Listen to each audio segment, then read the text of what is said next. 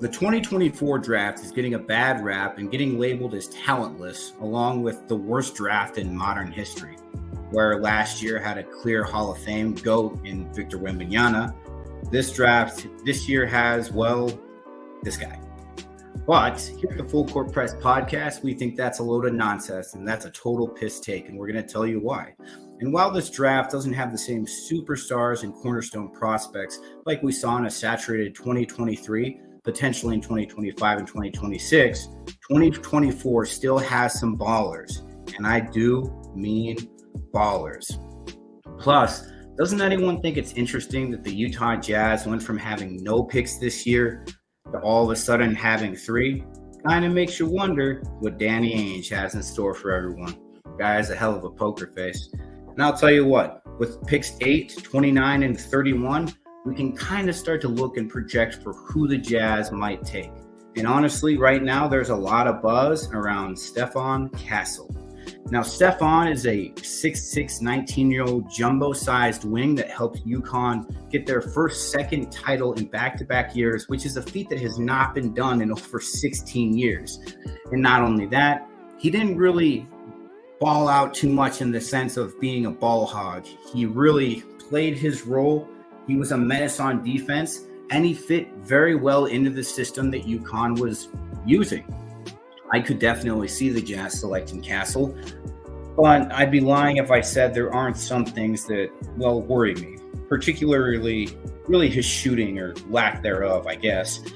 Castle just isn't a threat whatsoever beyond the perimeter, which really allowed a lot of defenses to sag off of him when he was bringing the ball up the floor for UConn. In today's NBA, we know that you get minutes if you can shoot, and if you can't, it's going to be hard for you to see some floor time. There were also several times during the season where Castle didn't look like he wanted anything to do with the ball whatsoever, and he really looked like he wanted to do anything besides shoot. With that said, he is a 6'6" jumbo-sized guard, and you really can't teach that kind of physical attributes. I mean, those are just pure genetics, right? Plus, he is a menace defender. So I could definitely see his size, athleticism being a combination that the Jazz would be interested in. Not to mention that he can really get downhill on a lot of those smaller players as well. And honestly, when you're drafting this high, you're really banking off potential more than anything. And we have to admit, Castle has that in spades. So with that said, JD, my question I'm proposing is, if you were the Utah Jazz, who would you select with your 8th, 29th, and 31st pick in this year's draft? You know, Doc, it's definitely a good question. I think that I've really tried to analyze the guys in the lottery, and I think that the Jazz could go a number of ways. If I had the choice, it definitely depends on who's available, right? Oh, but absolutely. I'm thinking that the guys that the Jazz are going to go for at 8 that are going to potentially be available are guys like Stefon Castle, like you had mentioned earlier, Matas Buzelis, perhaps Cody Williams, and maybe even Dalton Connect. And we can kind of go, if you want, from like 8 to 29 to 31. I want to hear your takes about these guys too. But I think of those that I just said, it's kind of tough. I feel like all of them, could pan out pretty well. You see Stefon Castle winning it all. He might even start to go higher in the draft because of, his play and his leadership just with that UConn team fitting in the role that he needed to. People like Matas Buzelis, who was really high on draft boards, went down a little bit, came back up. He played for the G League Ignite. I really liked him. He's something like 6'10", 6'11". Kind of reminds me a bit of Franz Wagner. Cody Williams, who played for Colorado. Mm-hmm. Showed some promise there, was really high for a little bit, but since then has dropped. And Dalton Connect, and everybody knows him. He's probably the best or the second best next to Edey in college basketball. Just an incredible player. But I have some concerns about him, so I'm not sure. I think of those guys, I'm probably choosing. I think I'm going to choose Castle first, Uzelis, Williams, and then Knecht. What do you think? Fair. This draft is exciting because, like we stated earlier, there's no like real hierarchy. It's kind of feels like it's a free for all. Someone I really like that you actually brought up to me not too long ago is Isaiah Collier, man. That kid just is very consistent. He understands how to play basketball. He's great at facilitation. Like, he knows how to score. And something about Castle that does make me worry was just his inconsistency with his shooting. But Collier is tenacious, man. And he's 6'4.5", almost 6'5", so he's pretty good for that size as well. He's really big too. Yeah, he has a long wingspan and he's strong as hell. Like, he would be a guy that I would definitely look at in terms of 8 or 9, depending on where the Jazz land. I like that. I would also look at Ron Holland too, man. Like, I know he got shut down a little early for the season, which allowed Puzelis really to kind of shine more. But Ron Holland was averaging a real quiet 20 points per game, man. And one of my favorite stats for him too, 2.3 steals, dude, in a pro league. So the guy is a hellacious defender, and something the Jazz desperately need right now is defense. With that said, they also need someone who's going to help facilitate ball movement. Because I don't know if the future of this franchise really is going to be Sexton and our boy Keontae manning that helm. So, man, it's tough to say. I would probably look at Isaiah Collier, man, him or Ron Holland. But then you have Bazulis too. Like, it's so wide open. As much as I like Castle, I don't know. It makes me nervous, man. I don't like it when big guards can't shoot. It reminds me of Ben Simmons, and I don't like that too much. In terms of 29 and 31, this is where it kind of gets fun, honestly, in my opinion. So there's a bunch of guys. I mean, the national consensus used to be Edey was going to be at that position. But he has since obviously moved up on everyone's draft boards, and rightfully so. He's incredible. Someone I really like, though, is Dylan Jones. He is a 6'6" shooting forward out of Weber State. He's honestly the best thing that's happened to come out of that school since Damian Lillard. But he had a really, really efficient season. 20 points, 5 assists, 9 rebounds. He had 17 double-doubles this year. 17, including one that was a 30-point game, 9 assists, and 23 rebounds. That sounds like the kind of player that is going to give you consistency on the floor, and that's kind of what the Jazz need, especially when they're going to be taking selections this high up. Someone I really wish the Jazz could get, I just don't think that he will be available, is Devin Carter. I could see Devin Carter going somewhere in the early 20s, but if he was available, I would love to take him. 19 points, 8 rebounds, junior from Providence. What I really like about this kid too is 2 steals per game and a block. It's a 6'3" guard. Plus he averaging almost 8 rebounds as a guard. That screams like Josh Hart vibes to me. And I really like that, Kevin Pelton says it the best, and we always say it here. There are 2 stats that translate from NCAA basketball over to the pros, and it's blocks and steals. So no matter what, you're getting a good defender when you get Devin Carter. Okay. Yeah, I'll need to look more into Devin Carter. So he's a guy that would be projected in the late half of the lottery, right? Like late first, early second.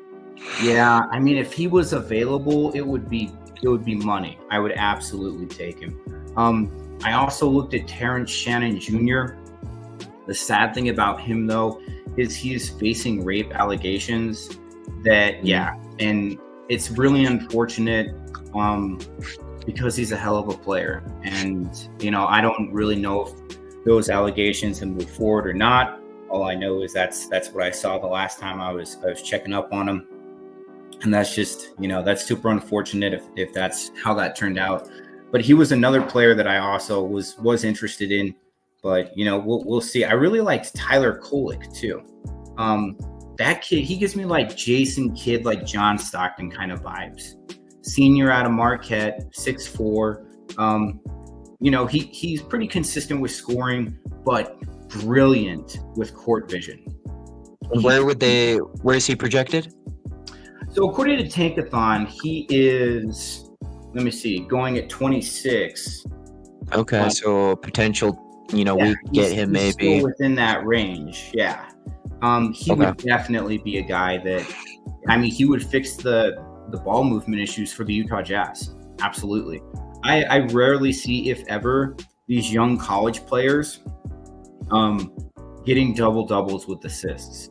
Like Tyler Kolek was that player, and he played for Marquette. That's a legit school. So good program. Yeah, he would definitely be someone I'd also look into. There's a lot of ballers in this draft. So Doc, let me ask you something. With some of the concerns that maybe Jazz fans, and maybe it's not warranted or unwarranted, that's up for debate, but with how some of our center play has been, we're hoping the best, that it's going to be progressing and things like that with our boy Walker Kessler. But would you take a swing on a center? If Zach Edey is available at 29, do you try and take him? He might go earlier, but you never know. If Zach Edey is available at 29, you absolutely take him. I just don't think he will be. I could see him going somewhere at the latest in like the early 20s, late teens. Really? Yeah, if he was available at 29, holy crap, I would absolutely take him. 7'4", 300 pounds. Like, he's a giant. And, he has good hands. He looks tired at the end of the tournament, but everyone is. You can't fault him for that. And everything hinged on him. He was the guy. 37 points the final game, but they still lose. Probably a little bit of a team diff, if you ask me. Oh, absolutely. Like, UConn just didn't double him. Like, that's what everyone else had been doing, and that played into the strategy of Purdue. That Purdue played a style of basketball where they would get it to Edey. You would have to double him, and he could kick it out, and they surrounded him with shooters, which is a brilliant strategy. But UConn just wasn't going to have any of it. And they said, look, if we're going to lose to Edey, we're going to lose to Edey, but we're not going to lose to anyone else on that team. So they just didn't double him up. And it worked really well. It was still a ball-in game, but Zach Edey I'm excited to see who drafts him, man. I'm excited to see him finally hit the floor as an NBA player. Me too. Well, let me ask you this, Doc. Realistically speaking, what positions are the Jazz looking for? You've talked a little bit about ball facilitation. Are they looking for just like the best fit guy, or are they looking for, the best available guy, some like guy who has high upside? Are they going to be taking a point guard at 8? Are they going to be taking a small forward? What do you think, Doc? And 29 and 31. It's hard to say. Just because we don't work for the Utah Jazz, but I think that positionally, something that they have definitely shown us is they want to have size and athleticism at every single position. And I love that. I respect that a lot. I think it's a good move. They need defenders. They need shooters right now.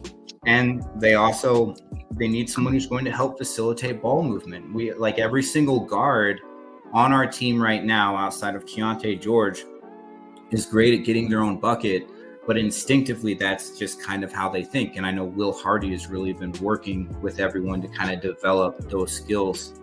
But I don't know, man. Like it once again, it wrote full circle. It depends on who's available. Because like if Matas Bazulis is available, like you have to take him, right? Like I would absolutely. That kid's a stud. And then you have guys like Tyler Kolek, who may not be your starting point guard of the future, but he's good enough now to where he could just come off the bench and just play ball. Isaiah Collier, like I might actually take a swing on him with I might the too. age, you know? He's explosive. He's awesome. He's absolutely awesome. The fact that He's very good. it was this same time last year that people were saying, oh, Keontae George, like he got taken at 16, right? How many redrafts have we seen where they're like, oh man, that was a mistake. They should have taken him within the top 10. Isaiah Collier could be very similar. I think with Keontae, I think he's gone up and down a little bit just with the state of how the All-Star break, post-All-Star break, he was really good for about 10 games and then really has struggled with his shooting efficiency.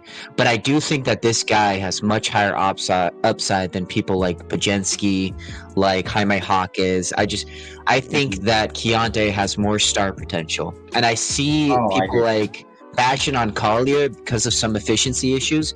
But I think we should really look at some of the fundamentals that he does. He's very explosive, very quick. He can pass the ball. He struggled at the beginning of the season, but he really had a good end of the season. I think he was really putting up good numbers. He was passing and shooting better from three. And I would take a swing on him too. I think he could be one of the best guards of this next year's draft. I do too, man. And like something that you also touched on as well is like he was a consistent scorer. Like when we look at all the stats for Castle, there were a couple of games, and once again, I like Castle, I like his size, I like his defense, I like his tenacity. You know, we're nitpicking because we're nitpicking. But he had a lot of games where it was like, 2 points, 1 assist, like 4 points, 6 points. Isaiah Collier never had a game like that. He's consistently always above 10. Like he scored, he facilitated, he hustled. I don't know. He's just more consistent. I think the Jazz should definitely take a swing on him. Well, Doc, I might push a little bit back on that, despite me liking him a lot. I think there was some inconsistency issues. Like he would get above 10, but he was taking a lot of shots, missing a lot, and I think that's why he really dropped in the boards. But I do like him. I think that, and I want to pose this question to you. If you had, we're at 8 right now. Let's say we stay at 8 for Utah Jazz. If you have Buzelis, Williams, Connect, and Collier all available for the Jazz, and you get the choice, who you taking?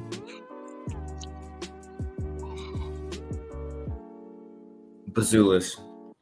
I'm taking the praying mantis for sure. 6'11", like he was projected to be the number 1 pick for this draft anyways, and he slid down a little bit. But I think and Ron Holland too. Yeah, and I think the reason he slid down was because he was trying to play team basketball. And when you can fill up the stat sheet like that, when you're that size, that's special. I would absolutely take that kid. Plus, getting 2 blocks, that's my favorite, man. I love defense. He getting 2 blocks. My sweetheart. He was getting 2 blocks per game. And then the last 5 games, he was averaging almost 4 blocks, which is amazing. And those are grown men that he's playing against. Yeah, I think Buzelis is somebody I would probably take. I really like him. And I think I gave him that comp of Franz Wagner. If he could turn into a Franz Wagner, could you imagine that for the Utah Jazz? Just like a really lanky guy who can just get his buckets, just a great addition to maybe a number 1 option. You pair that with Lowry, who knows, you could have a really good structured team right there. And then maybe this next year we're not as good again. And then we get another draft guy and maybe that lands, and then we got ourselves a team, Yeah, absolutely. I'm really excited to see how Hendricks turns out, because Hendricks is a great defender as well. Like I just want to see him rebound a little more and not just post up in the corner. Yeah.